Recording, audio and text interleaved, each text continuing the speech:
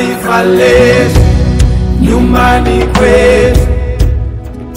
Tumepewa na Mungu fahari yetu, hazina yetu.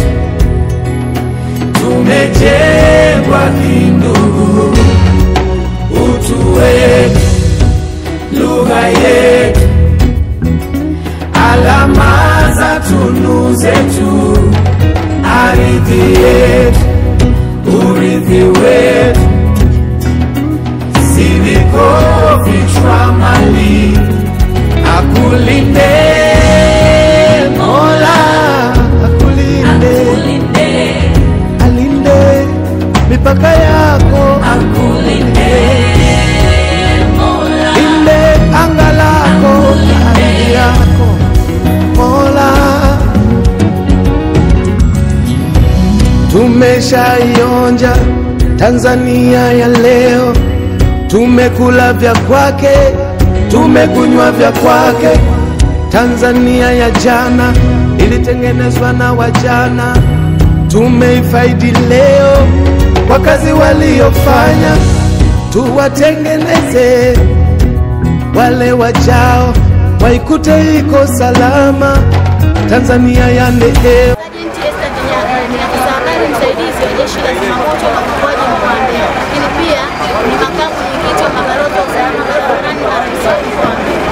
Leo tupo katika mkoa wa Songwe na lengo kubwa la kuja katika mkoa huu ni kutoa elimu ya kinga na tahadhari dhidi ya majanga moto, hasa katika vyombo vya usafiri na usafirishaji. Jeshi la Zimamoto na Uokoaji limekuwa likishirikiana na mabalozi wa usalama barabarani katika swala zima la utoaji wa elimu.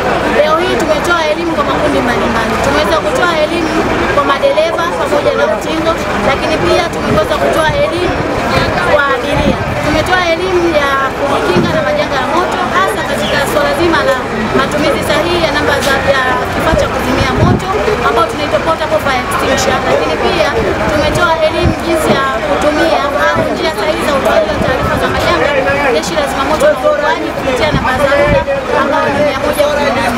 Tunafanya hivi kwa sababu watu wengi hawajui sehemu sahihi ya kutoa taarifa za majanga ya ajali barabarani zinakuwa zikitokea.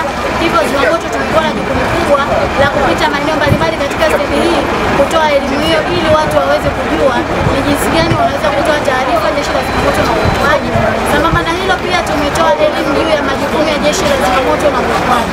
Wengi wanaamini Zimamoto kazi yetu kubwa ni kuzima moto, lakini kumbe Zimamoto tunafanya pia uokoaji. Ndio maana tunashirikiana na mabalozi wa usalama barabarani ili watu waweze kutambua majukumu ya Jeshi la Zimamoto.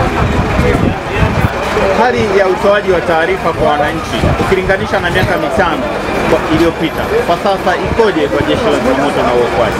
Kwa sasa hivi hali imekuwa ni shwari, na ndio maana tukio lolote likitokea, Jeshi la Zimamoto na Uokoaji tumekuwa watu wa kwanza kupata taarifa. Hatujaishia tu kupata taarifa, wakati mwingine unakuta labda gari au nyumba inawaka moto,